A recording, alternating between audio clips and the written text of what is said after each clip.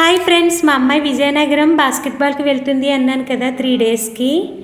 అందుకే బ్యాగ్ అది సర్దుకుంటుంది. నేనే అన్నాను, నువ్వే సర్దుకోరా, నీకు అలవాటు అవుతుంది ఏదలా పెట్టుకోవాలా అని. అంటే దాన్నే సర్దుకుంటుంది. చాలామంది పేరెంట్స్ అన్నీ వాళ్ళే చేసేస్తారు. అలా చేయడం వల్ల పిల్లలకి ఏమీ తెలియదు ఏదలా పెట్టుకోవాలి ఏంటి అని. ఎప్పుడన్నా మన హెల్త్ బాగోకపోవచ్చు, ఏదైనా అవ్వచ్చు. అన్నీ మనమే చేస్తే వాళ్ళకి ఇంకెప్పుడు అలవాటు అవుతుంది. అందుకే అన్నీ తనతోనే చేయిస్తాను. స్కూల్ నుంచి వచ్చిన వెంటనే క్యారేజీ క్లీన్ చేయించడం, తన వాటర్ బాటిల్ తనే పట్టుకోవడం అన్నీ. ఎప్పుడన్నా ఏదైనా మర్చిపోయినా కూడా గుర్తు చేయను. ఎందుకంటే అలా గుర్తు చేయకపోతే నెక్స్ట్ టైం వాళ్ళకి దాని వాల్యూ తెలిసి దాన్ని మళ్ళీ ప్రాపర్గా పెట్టుకుంటారు. పాపం అనిపిస్తుంది, కానీ మనం జాలిపడి వాళ్ళని ఇబ్బంది పాలు చేసినట్టు అవుతుంది. అదే మనకు కొంచెం కష్టమైనా కానీ అన్నీ వాళ్ళతోటే చేపిస్తే వాళ్ళ ఫ్యూచర్లో అన్నీ హ్యాపీగా ఉంటారు. మా అమ్మ అయితే అదే అంటాను, ఎప్పుడు ఎవరి మీద నువ్వు డిపెండ్ అవ్వకూడదురా, ప్రతీది నేర్చుకోవాలి. అమ్మాయిలు ఎప్పుడు ప్రతి దాంట్లోని టాలెంట్ ఉండాలి, అటు స్టడీలోను ఇటు ఇంటి పనిలోని అన్నిటిలోని ఉండాలంటాను. జడలు కూడా నేర్చుకో, వేసుకోవడం. నాకు ఎప్పుడన్నా ఏదన్నా అవ్వచ్చు, చెప్పలేము, హెల్త్ బాగోపోవచ్చు, అప్పుడు ఎవరినైనా అడుగుతావు అంటాను నేను. అంతే కదండి, ఈ రోజుల్లో ఎప్పుడు ఎవరి మీద ఏది డిపెండ్ అవ్వకూడదు, అన్నీ మనం ఓన్గా చేసుకోగలిగేలా ఉండాలి. మా అమ్మాయిని ఎప్పుడు అలాగే అంటాను.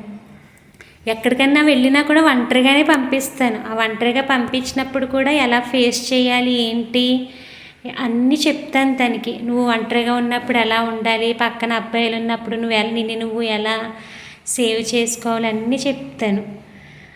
ఏది నేను చెయ్యను తనకి. ఎక్కడికన్నా వెళ్ళినా నేను కూడా వెళ్ళను, ప్రతీదీ ఇంకా అలా వదిలేస్తాను. అంటే నాదేంటంటే ఎక్కడున్నా సరే తనకు తను సెల్ఫ్గా అన్నీ తను చేసుకోవాలి, తనకు తన్ని సేవ్ చేసుకోవాలి ఎక్కడికి వెళ్ళినా అన్నది నా ఇది. అందుకే అన్నీ అలాగే చేస్తాను. వాళ్ళ డాడీ కూడా అంతే, ఫుల్ ఎంకరేజ్మెంట్ చేస్తారు. అలా నేను ఏమన్నా చేసినా ఎందుకు అలా చేస్తున్నావు పూర్ణ, నువ్వు చెయ్యొచ్చు కదా అని కూడా అనరు.